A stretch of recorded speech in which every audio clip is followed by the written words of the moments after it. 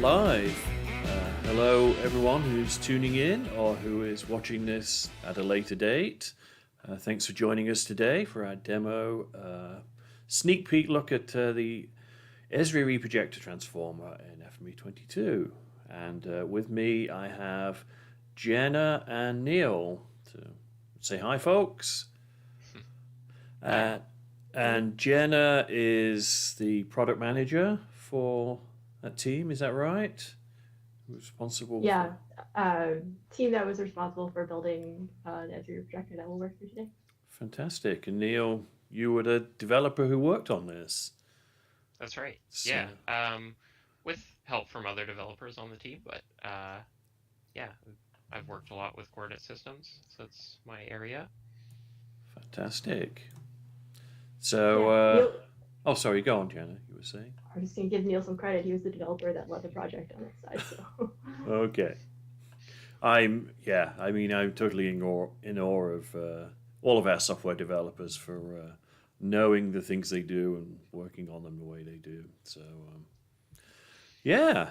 So, today we were going to talk about the EsriReprojector. And so, yeah, would one of you like to tell me what that transformer does and maybe why it's different to the regular reprojector transformer? Cool, yeah. I mean, we put a couple notes in our workspace here, so I can kind of just go through a little bit of the background, a little bit of why we took on this project, and what you'll see. And Neil's going to lead a demo for us. So, I guess just to kick it off, as a reprojector, we wanted to update. So kind of the catalyst for this was the projection engine library we have, which we always try to keep up to date, but like each time we go and make that update to add a new coordinate systems, we're usually like, what else can we change or fix at this point in time? Yeah. So that was a little bit like the kickoff. So when we started looking at the reprojector, like what does it lack in comparison to other reprojectors? And one of the things that came up in that case was vertical transformations.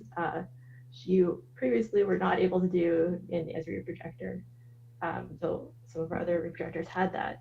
So that was one part of it, and we also had a community idea that had posted about this, and we were kind of tracking this feedback from a number of different sources, but mainly we just wanted to be consistent. Yeah.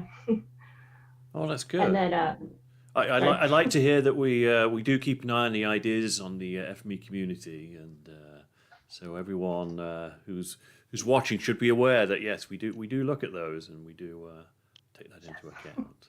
So yeah, I mean, I check out everything that's posted. Actually, I get notifications about it. So any comment or a new idea that's posted, I will see. This one actually only had 3 votes on it, which I know like a vote count may or may not take that into consideration, but we obviously pay attention to that a little bit too. So see something, support it. So little plug for that, I guess. Yeah, I mean we get excuse me, we do get feedback through the support channel as well, and people submit information that way. So yeah, so that gives us, I guess, a good idea of the importance of something. Yeah. I mean, yeah. For us, we pay attention to those signs, and we track stuff over time too. So like, if this is getting consistent feedback, then we look at it for sure.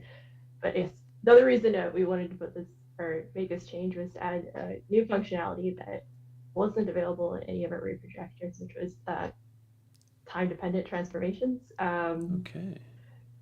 So that's kind of a new thing. We actually, in this case, did see it a little bit on the ideas page, but had some of our partners reach out to us. Specifically, in this case, it was for support of ATRF 2014, which is the Australian Terrestrial Reference. Mm-hmm. Yeah, I wrote this down. Brave, thank you. Acronyms everywhere, right? Yeah, absolutely.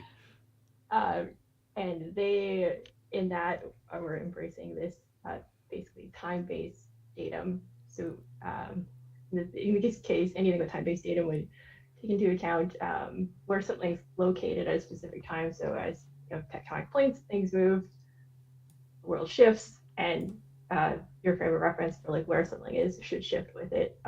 So ATRF is definitely out there and kind of spearheading that. We're also seeing that the U.S. North America is kind of taking this on too with the NATRF, which is North American Terrestrial Reference Frame. Got it this time. And they're a little bit. This will be kind of coming out in the next maybe 2 to 3 years. Is kind of what we're seeing, but it's a huge project, so we wanted to be ready for that as well. Fantastic. So kind of like, yeah, main motivations, I guess, are just yeah. I love the idea of those time-dependent transformations. That's just sort of what blows my mind, that we should be that accurate and precise that we need to know that. But I guess it's true. I mean, especially when you take the long view of things, and like your data today in 10 years' time could be completely different. And I mean, having been a land surveyor at one point, I can imagine the sort of mistakes that could happen if your data was out by any amount.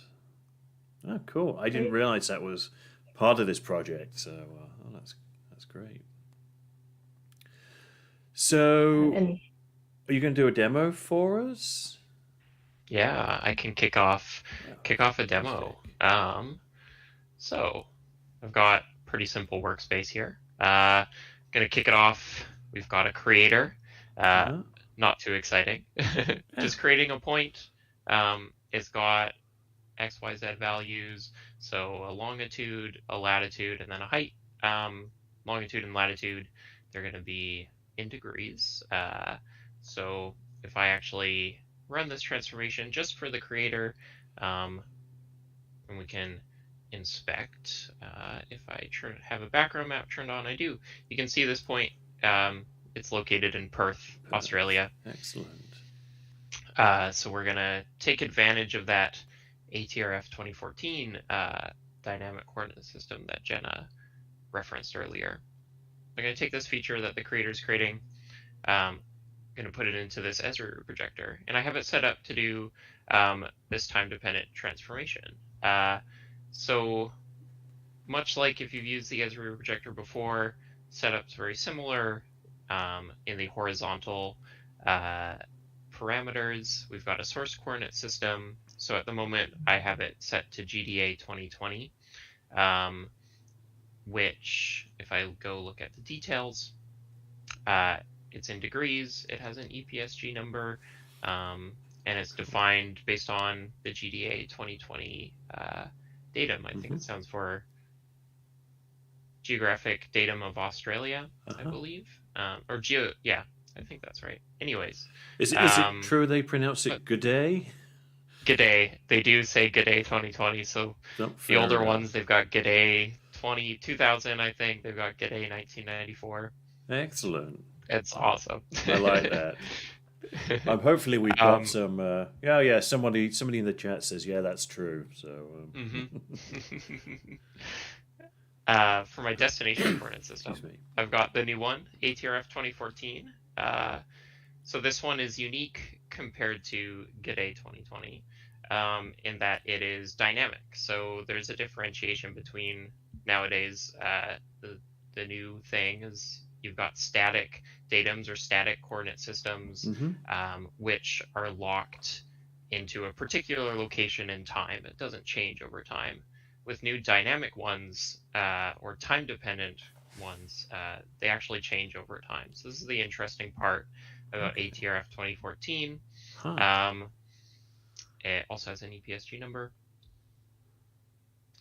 And yeah, so just like if you're doing any old coordinate system transformation in the EsriReprojector, once I have source and destination filled out, geographic transformation, when I click the little down arrow, it'll automatically fill out the supported coordinate or supported transformations for my selected source and destination.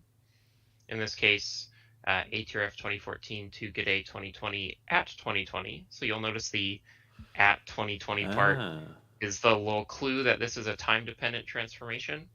That's kind of the nomenclature Esri is using for their transformations. Gotcha. You might also notice this is in the wrong order compared to I was going to say that. Yes. So one change we also made part of this project, we used to have a direction parameter. It would say Mhm. forward or reverse, and that would tell you the direction Okay. that we would get the Esri projection engine to apply the transformation. We've removed that. We now do that automatically for you. So we'll make sure it does the right thing. Okay. You don't have to think about it, even though it looks like it's backwards. Yeah. It's fine. We'll do the right thing. Okay. I knew we Um, would. I knew we were about to do the right thing. But, it does look odd, that's for sure. It looks a little odd, yeah. Our next new parameter as part of this change is the epoch parameter. So the epoch parameter, very important for a time-dependent transformation. You need to know what time your coordinates are in. So this represents the time that the source coordinates that you're passing into the EsriReprojector are at. Okay. So I've selected 2022, and yeah. So I can run this transformation. Just out of interest, what are the other options under that epoch? Can you type in any particular value? Yeah, so I could, type in. So this is in a decimal year. So I had it at 2022.0. Huh. I could put .2 or .3, Huh. whatever's appropriate for your data. Alternatively, I can also input an attribute value. Okay. So if I had an attribute on my incoming features that was something like epoch or time, I could get it from that source as well. And it doesn't have to be in a decimal year. It could also be in an ISO formatted date time or an FME formatted date time. Those will work as well. That is fantastic. Yeah. I like that. I mean, you could have all this data from lots of different epochs and different years and just bring it all together, and as long as it's got the right tag in an attribute. Huh. For sure. Yeah. Love it. Yeah. So I've just run the transformation up to this EsriReprojector. So if we compare against my source feature, just to remind, we had 115.86 and then negative 31.95 for our X and Y values. Okay. For the result after the transformation, you can see they have changed, not by a lot. Okay, but Earth didn't change a whole lot between 2020 and 2022, but it changed, and we can take that into account now. Again, that's fantastic. Wow. Yeah. Moving on, the other big addition we've made to the EsriReprojector that Jenna mentioned is vertical transformations. This is something we had already in the PROJReprojector and the CS-map reprojector. So we're catching up a little bit here, but we've caught up now. So taking a look at the parameters in this particular EsriReprojector, we have in the horizontal parameters, I have just selected the same source and destination coordinate systems, GDA 1994, and just a none geographic transformation. So it's not going to change the horizontal values at all. Okay. But we have this new vertical section, and this can be selected and unselected, and much like the horizontal source and destination, you can select a vertical source and destination. So in this case, if I go look at the gallery and check out the details, I've selected this Australian height datum as my source vertical coordinate system. Excuse me. It's got an EPSG number. And then for my destination, I've selected the GDA 1994 vertical coordinate system. And this is defined based off of a vertical version of GDA 1994. And then just like with horizontal, it will auto-populate the valid vertical transformations based on my selected source and destination. And it will also automatically do the right forward or reverse direction, just like with horizontal. It's pretty easy to set up, especially if you're already familiar with the EsriReprojector. So running the transformation, in the original source feature, you can see my Z value was 33. This is 33 meters, I believe was the unit for both of these source and destination vertical coordinate systems. And then after the transformation, if I go look at the feature, now we're at 0.5 approximately meters. So yeah, successfully did the vertical transformation. Wow. We didn't change the horizontal coordinates at all. Yeah, so that's the vertical additions to the EsriReprojector. So I think one obvious question is, can you do both at once? Can you? Yes, you absolutely can. Oh, you can. So in this case, I didn't show doing both at once. Okay. For sure you can. Wow. The one little wrinkle is the vertical transformations are dependent on your horizontal values being in a particular coordinate system. And so at runtime, we will check to make sure one of either your source or destination coordinate system, horizontal coordinate system, are in the correct corresponding one that your vertical transformation requires. And we'll give you a nice error message if you don't have the right horizontal coordinates to help you diagnose your problem. But yes, you can absolutely do both at once. Fantastic. It'll totally work. Wow. I was going to expect you to say, well, no, but we could do that in the future, but you're just way ahead of me. I should have known better. We did get a question from one of the users online that says, can you add custom grids for gravity-based vertical datums? For sure, yes. You can. So I believe just like when you're doing a custom geographic transformation, you create, I believe it's like a .grd file where you define, using an Esri well-known text, you define your transformation and define where to find the grids in your file system. It's the same process. Likewise, you can also add custom vertical or custom vertical coordinate systems, just like you can horizontal.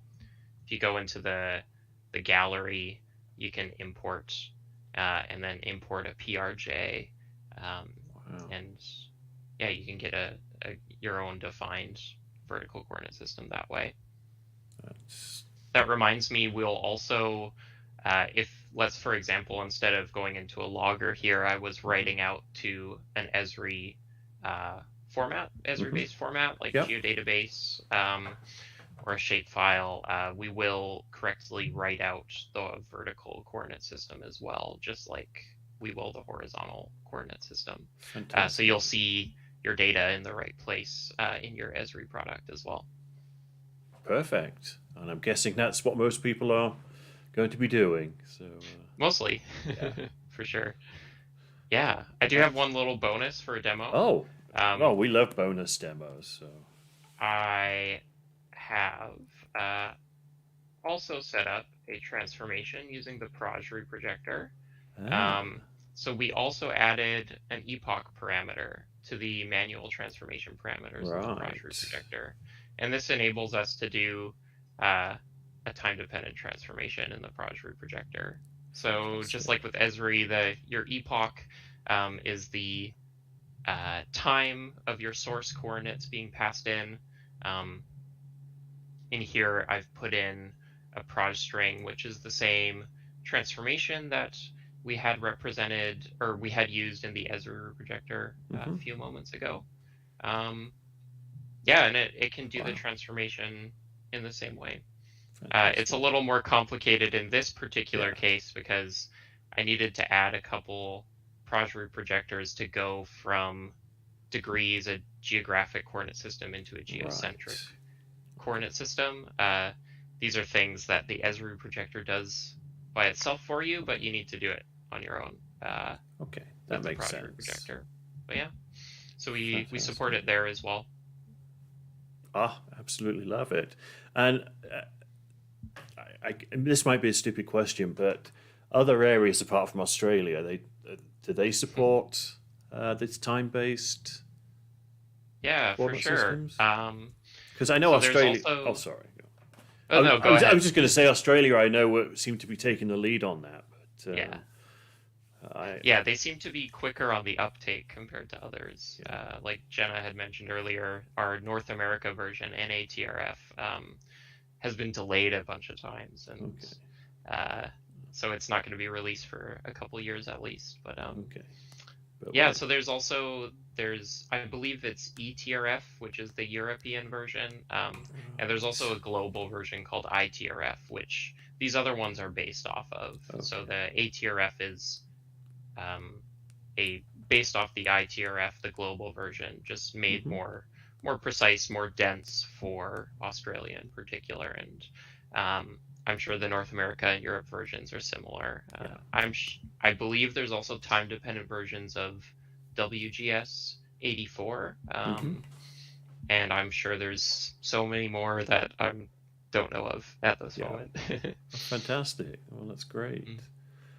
Wow. Well, thank you for demoing that. That's awesome. Of course.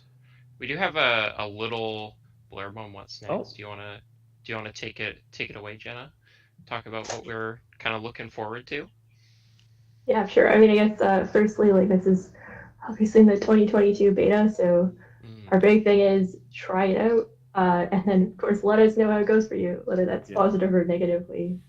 Want to hear about it. Part of this is because it's so new at this point, we haven't finished all of the public documentation for this, so we're working on that. It should be up shortly, but you may or may not have all the information you need, and hopefully this walkthrough is helpful to get you started. But if you have questions, obviously let us know.